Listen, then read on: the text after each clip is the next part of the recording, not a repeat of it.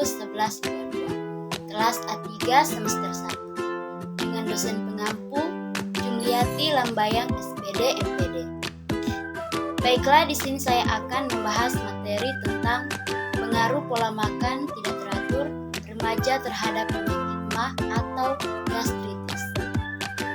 Latar belakang pada era globalisasi ini, semakin berkembang teknologi yang dapat dimanfaatkan manusia. Dari teknologi untuk pembuatan barang pangan atau non-pangan yang berguna mengikuti kebutuhan manusia, hingga teknologi untuk memuaskan manusia. Sehingga hal tersebut merubah pola hidup manusia yang dari teratur hingga menjadi tidak teratur. Bisa kita lihat di sekitar kita atau mungkin kita sendiri, terutama pola makan. Sekarang banyak orang-orang yang remaja merupakan atau acuh tak acuh terhadap pola makan. Hal tersebut terjadi karena banyaknya remaja yang sibuk dengan belajar, bermain, malas, rasa tidak ingin makan, dan sifat memilih makanan, sehingga merupakan pola makan yang teratur.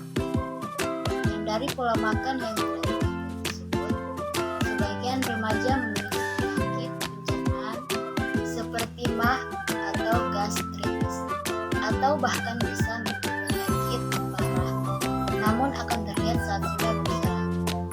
Namun, para remaja mengabaikan hal tersebut dan terus melakukan kesalahan yang kecil, namun sebenarnya sangat berguna. Pengertian pola makan.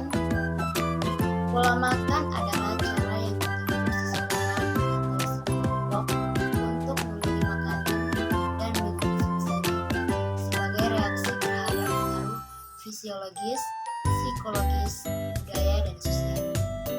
Pola makan adalah suatu cara atau usaha dalam pengaturan jumlah dan jenis makanan dengan maksud tertentu seperti mempertahankan kesehatan, status nutrisi, mencegah atau membantu kesembuhan penyakit.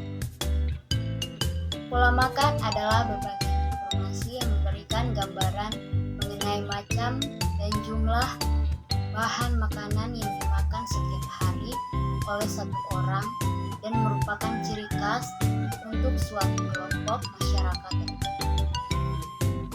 MAH atau gastritis.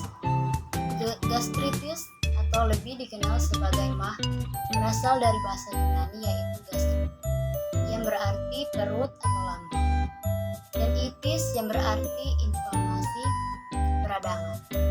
Gastritis bukan merupakan penyakit tunggal, tetapi terbentuk dari beberapa kondisi yang kesemuanya itu mengakibatkan peradangan pada lambung. Biasanya, peradangan tersebut merupakan akibat dari infeksi oleh bakteri yang sama dengan bakteri yang dapat mengakibatkan borok di lambung, yaitu Helicobacter pylori. Tetapi faktor-faktor lain seperti trauma fisik dan pemakaian secara terus-menerus beberapa obat penghilang sakit dapat juga menyebabkan gastritis. Dari definisi-definisi di atas, dapat disimpulkan bahwa gastritis adalah suatu peradangan atau perdarahan pada mukosa lambung yang disebabkan oleh faktor iritasi, infeksi, dan ketidakteraturan dalam pola makan, misalnya telat makan, makan terlalu banyak, cepat, makan makanan yang terlalu banyak bumbu dan pedas. Hal tersebut dapat menyebabkan terjadinya gastritis. Penyebab gastritis. Yang pertama, frekuensi makan. Frekuensi makan adalah jumlah makan dalam sehari-hari, baik kualitatif dan kuantitatif. Secara alamiah, makanan diolah dalam tubuh melalui alat-alat pencernaan mulai dari mulut sampai usus halus. Lama makanan dalam lambung tergantung sifat dan jenis makanan. Jika rata-rata umumnya lambung kosong antara 3-4 jam, maka jadwal makan ini pun menyesuaikan dengan kosongnya lambung. Secara alami, lambung akan terus memproduksi waktu dalam jumlah yang kecil. Setelah 4-6 jam sesudah makan, biasanya kadar glukosa dalam darah telah banyak terserap dan terpakai sehingga tubuh akan merasakan lapar, dan pada saat itu jumlah asam lambung terstimulasi. Bila seseorang telat makan sampai 2-3 jam, maka asam lambung yang akan diproduksi semakin banyak dan berlebih sehingga dapat mengiritasi mukosa lambung serta menimbulkan rasa nyeri di sekitar gastrit. Yang kedua, jenis makanan. Jenis makanan adalah variasi bahan makanan yang kalau dimakan, dicerna dan diserap akan menghasilkan paling sedikit susunan menu sehat dan sehat. Menyediakan variasi makanan bergantung pada lauknya. Makanan tertentu dapat menyebabkan gangguan pencernaan, seperti halnya makanan pedas. Mengonsumsi makanan pedas secara berlebihan akan merangsang sistem pencernaan, terutama lambung dan usus, untuk berkontraksi.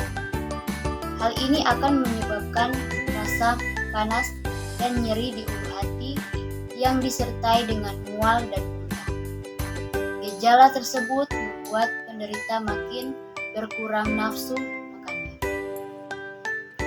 Bila kebiasaan mengkonsumsi makanan pedas lebih dari 1 kali dalam seminggu selama minimal 6 bulan, dibiarkan terus-menerus, dapat menyebabkan iritasi pada lambung yang disebut dengan gastritis. Gastritis dapat disebabkan pula dari hasil makanan yang tidak cocok. Makanan tertentu yang dapat menyebabkan penyakit gastritis, seperti buah yang masih mentah, daging mentah, kari, dan makanan yang banyak mengandung krim atau mentega. Bukan berarti makanan ini tidak dapat dicerna, melainkan karena lambung membutuhkan waktu yang lebih lama untuk mencerna makanan tadi dan lambat meneruskannya ke bagian usus selebihnya. Akibatnya, isi lambung dan asam lambung tinggal di dalam lambung untuk waktu yang lama sebelum diteruskan ke dalam duodenum, dan asam yang dikeluarkan menyebabkan rasa panas di hati dan dapat mengiritasi. Yang ketiga, porsi makan.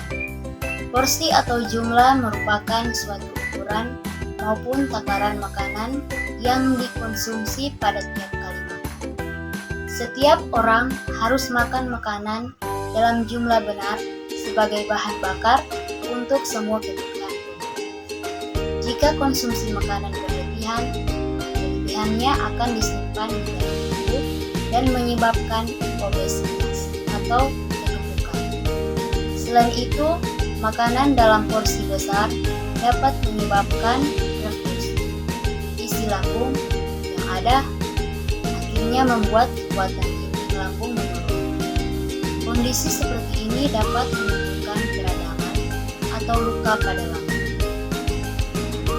Dampak pola makan yang buruk bagi tubuh.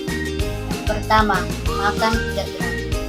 Karena berbagai alasan, makan tidak teratur sering dilakukan. Padahal, pola makan tidak teratur bisa mengacaukan metabolisme tubuh. Orang yang makan tidak teratur cenderung mengalami kenaikan berat badan lebih cepat dan lebih banyak dibanding orang yang makan teratur. Kedua, makan larut malam. Tidak ada larangan bagi Anda untuk makan pada jam malam. Namun, ada efek samping berupa konsumsi kalori berlebihan. Hati-hati ngemil dan konsumsi makanan padat sebelum tidur bisa menaikkan berat badan. Saat Anda makan sebelum tidur, tubuh akan melepaskan insulin dalam jumlah besar. Insulin inilah yang akan menyebabkan makanan yang Anda konsumsi menjadi lemah. Melewati jam makan karena takut gemuk atau tidak sempat bisa menyebabkan Anda mengalami penurunan gula darah. Banyak orang kemudian melakukan kompensasi dengan makan lebih banyak pada jam berikutnya, yang justru akan meningkatkan berat badan.